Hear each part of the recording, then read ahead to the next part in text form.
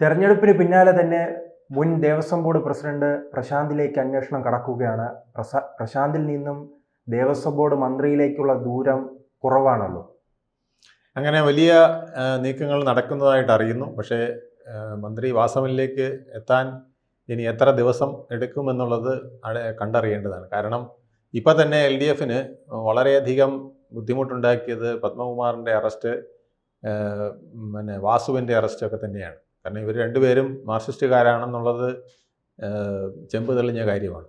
അപ്പം അതുകൊണ്ട് അതിനകത്ത് ജനത്തിന് സംശയമില്ലായിരുന്നു, വോട്ട് ചെയ്യാൻ പോയവർക്ക് സംശയമില്ലായിരുന്നു. അതിൻ്റെ ഒരു പ്രതിഫലനം ഈ തെരഞ്ഞെടുപ്പിൽ ഉണ്ടായിട്ടുണ്ട്. ഇനി വരുന്ന തെരഞ്ഞെടുപ്പുകളിൽ പ്രശാന്തിലേക്ക് എന്തായാലും അന്വേഷണം പോകുമെന്നുള്ളത് ഏതാണ്ട് ഉറപ്പായിട്ടുണ്ട്. പ്രശാന്തിൻ്റെ നീക്കങ്ങൾ, പ്രശാന്ത് പറഞ്ഞിട്ടാണ് ദ്വാരപാലകനെ അഴിച്ച് താഴെ വെച്ചതെന്ന് തന്ത്രി പറഞ്ഞത്. അതുപോലെ തന്നെ മേൽക്കൂരയിൽ ലീക്കുണ്ടെന്ന് പറഞ്ഞ് അത് അവിടുത്തെ സ്വർണ്ണപ്പാളികൾ കൂടി അഴിക്കാനുള്ള ശ്രമം. അതുപോലെ തന്നെ ചെമ്പ് തെളിഞ്ഞു വരുന്നു, അതുകൊണ്ട് സ്വർണ്ണം പൂശണമെന്ന് പ്രശാന്ത് പറഞ്ഞു എന്നൊക്കെയുള്ള ചിലരുടെ, അതായത് മുരാരി ബാബുവിൻ്റെയും മറ്റും അതുപോലെ തന്നെ ഉണ്ണികൃഷ്ണൻ പോറ്റിയുടെയൊക്കെ ചില മൊഴികൾ, ഇതൊക്കെ പ്രശാന്തിലേക്ക് ചിലപ്പോൾ അന്വേഷണം നീളാനുള്ള സാധ്യത കൂട്ടുന്നുണ്ട്. പക്ഷേ അതുവഴി വാസവനിലേക്ക് പോയി കഴിഞ്ഞാൽ അത് തീർച്ചയായിട്ടും ഇനിയിപ്പോൾ ഒരു 3 മാസത്തിനകം നടക്കാനിരിക്കുന്ന തെരഞ്ഞെടുപ്പിന് അത് വലിയ ഒരു പ്രതിസന്ധിയാകും. അതിന് എന്തായാലും തടയിടാൻ സർക്കാർ മാക്സിമം ശ്രമിക്കുമെന്നുള്ളതിന് സംശയമില്ല. അതിൽ SITക്കും അല്ലെങ്കിൽ SITയെ നിയന്ത്രിക്കുന്ന ഹൈക്കോടതിക്കും എത്രത്തോളം അതിൽ മുന്നോട്ട് പോകാൻ കഴിയുമെന്നുള്ളതിനെ ആശ്രയിച്ചിരിക്കും മന്ത്രി വാസവനിലേക്കുള്ള നീക്കം. അല്ല, CPM പ്രതിരോധിക്കാനുള്ള സാധ്യത കൂടുതലില്ലേ? കാരണം ശബരിമല കൊണ്ട് എങ്ങനെ ദോഷം ചെയ്യുന്ന ഈ തെരഞ്ഞെടുപ്പോട് കൂടി തന്നെ മനസ്സിലായി. തീർച്ചയായിട്ടും നമ്മൾ ശബരിമലയിലെ കൊള്ളയെക്കുറിച്ചുള്ള പാട്ട് തന്നെ നമുക്ക് ബോധ്യമായല്ലോ. ഏതാണ്ട് എല്ലാ മലയാളിയും കണ്ടിരിക്കുന്നു എന്നുള്ളതാണ്. അപ്പോൾ അതിന് കാരണം അത് അത്രയ്ക്ക് മനസ്സിൽ പതിഞ്ഞ ഒരു കാര്യം ഒരാൾ പാടുമ്പം നമുക്കത് ഏറ്റുപാടാൻ തോന്നും, അല്ലെങ്കിൽ അതിൻ്റെ ഈണം കേൾക്കാൻ തോന്നും. അതാണ് അവിടെ സംഭവിച്ചത്. അല്ലാതെ അതിനകത്ത് മറ്റ് ആ പാട്ടിൻ്റെ ഭംഗിയോ അതിനകത്തെ വരികളോ ഒന്നുമല്ല. അത് എൻ്റെ മനസ്സിലിരിക്കുന്ന ആശയം വേറൊരാൾ പാടി കേൾക്കുമ്പോൾ അതൊന്നുകൂടെ കേട്ടാൽ കൊള്ളാം എന്ന് ചെവി ഓർക്കുന്ന ഒരു സംഭവം. ഇത് തന്നെയാണ് പോളിംഗ് ബൂത്തിലേക്ക് പോയപ്പോഴും ആൾക്കാർ വോട്ട് ചെയ്യാൻ പ്രേരകമായിട്ടുള്ളത് എന്നുള്ളത് വ്യക്തമാണ്. അത് ഇനി വരുന്ന 3 മാസത്തിനകം വരുന്ന അസംബ്ലി തെരഞ്ഞെടുപ്പിൽ കൂടുതൽ വ്യക്തമാകാതിരിക്കണമെങ്കിൽ ഇവിടം കൊണ്ട് അതൊന്ന് കവർ ചെയ്ത് പോകണം. മറ്റു വിഷയങ്ങളിലേക്ക് ചർച്ച പോകണം. കൂടുതൽ ക്ഷേമ പ്രവർത്തനങ്ങളോ വികസന പ്രവർത്തനങ്ങളോ ഒക്കെ ആയിട്ട് മാറണം. പിന്നെ പുതിയ ബന്ധനങ്ങളൊക്കെ വന്ന് ഇലക്ഷൻ സിനാറിയോ മാറ്റിമറിക്കുമെന്ന് LDFനും UDFനും ചില തന്ത്രങ്ങളൊക്കെ കാണിക്കേണ്ടി വരും. ഇതൊക്കെ വളരെ പ്രധാനപ്പെട്ടതാണ്. ഇല്ലെങ്കിൽ തീർച്ചയായിട്ടും വാസവനിലേക്ക് നീങ്ങാനുള്ള ചില കാര്യങ്ങൾ ഉണ്ണികൃഷ്ണൻ പോറ്റി മൊഴിയിൽ പറഞ്ഞിട്ടുള്ളതായിട്ടാണ് അറിയുന്നത്. അപ്പോൾ ഇത് മന്ത്രിയിലേക്ക് പോവുകയാണെങ്കിൽ സ്വാഭാവികമായി തന്നെ നിയമസഭാ തെരഞ്ഞെടുപ്പിൽ വീണ്ടും ഒരു തിരിച്ചടി ഉണ്ടാകുമല്ലോ. വലിയ തിരിച്ചടി ഉണ്ടാകും. കാരണം ഇപ്പം തന്നെ പത്മകുമാറിനെ പാർട്ടിയിൽ നിന്ന് പുറത്താക്കാത്തതും പാർട്ടി സംരക്ഷിച്ച് നിർത്തുന്നതും ഒക്കെ വലിയ പ്രശ്നമായിട്ടുണ്ട്. അതൊക്കെ തന്നെയാണ് ഇത്തവണത്തെ ഇലക്ഷനിൽ ഇത്രയും വലിയ തിരിച്ചടി വന്നത്. പത്മകുമാറിനെ ഒരുപക്ഷെ പാർട്ടി കൈവിട്ടിരുന്നെങ്കിൽ അല്ലെങ്കിൽ പുറത്താക്കിയിരുന്നെങ്കിൽ ഇത്രയും വലിയ ക്ഷീണം ഉണ്ടാവില്ലായിരുന്നു. പാർട്ടി നടപടിയെടുത്തതായിട്ടെങ്കിലും കുറേ പേർക്കെങ്കിലും, പാർട്ടി അണികൾ അല്ലെങ്കിൽ പാർട്ടി അനുഭാവികളുള്ള കുറേ പേർക്കെങ്കിലും വിശ്വാസം വന്നേനെ. അപ്പോൾ അതുപോലും വിശ്വാസമില്ലാത്ത വന്നു. പാർട്ടി വോട്ടുകളാണ് പോയത്, പാർട്ടിയുടെ വിരുദ്ധ വോട്ടുകളല്ല പോയത്. പാർട്ടി വോട്ടുകളാണ് പാർട്ടിക്ക് പോയത്. അത് പാർട്ടിയെക്കാളും വിശ്വസിച്ചിരുന്ന പല വോട്ടുകളും പോയി എന്നുള്ളതാണ് ഇത്തവണത്തെ ഈ ദയനീയ പരാജയത്തിന്. പ്രത്യേകിച്ച് തദ്ദേശ സ്വയംഭരണ സ്ഥാപനങ്ങളിൽ എങ്ങനെ വന്നാലും LDF ഒരു മേൽക്കൈ നേടുകയും UDF അതിന് താഴെ നിൽക്കുകയും ചെയ്യുന്ന സാഹചര്യമാണ് നമ്മൾ ഇന്നുവരെ അധികവും കണ്ടിട്ടുള്ളത്, അല്ലേ? അതിൽ നിന്ന് വ്യത്യസ്തമായിട്ട് ഇത്തവണ UDF കൂടുതൽ, അത് 100 കണക്കിന് പഞ്ചായത്ത് കൂടുതൽ പിടിക്കുക എന്ന് പറയുന്നത് നമുക്ക് വിശ്വസിക്കാൻ കഴിയുന്നതല്ല. അതും വീക്കായ ഒരു UDF. നമ്മൾ പ്രത്യേകം പറയേണ്ടതാണത്. ലോട്ടറി അടിച്ച UDF ആണ്. ജനം കൊടുത്തതാണിത്. ജനം ചുമ്മാ കൊടുത്ത വിജയമാണിത്. ആ വിജയത്തിന് തീർച്ചയായിട്ടും ഒരു പ്രേരണ ശബരിമല തന്നെയാണ്. പിന്നെ ചില ഭരണവിരുദ്ധ വികാരങ്ങളുടെ ഒരു നീണ്ട നിരയും. ഈ 2019 തോൽവിക്ക് പിന്നാലെ തന്നെ അതും ശബരിമല പ്രശ്നം കൊണ്ടായിരുന്നു ഒരു പരിധിവരെ. അത് പരിഹരിക്കാനുള്ള ശ്രമം നടത്തി. അപ്പോൾ നിലവിൽ ഈ പരാജയത്തിൽ നിന്നും അത് പരിഹരിച്ചു മുന്നേറാനുള്ള ഒരു അവസരം ആയി LDF കണക്കാക്കുമോ?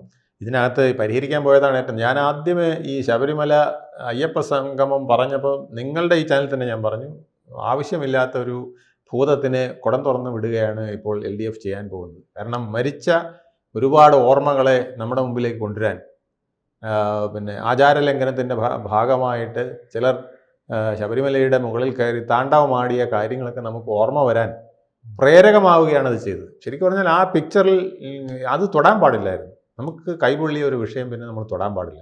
അത് 5 വർഷം കഴിഞ്ഞെന്നോ എന്ന് വിചാരിച്ചത് നമ്മളത് തൊടാൻ പോലും പാടില്ലായിരുന്നു.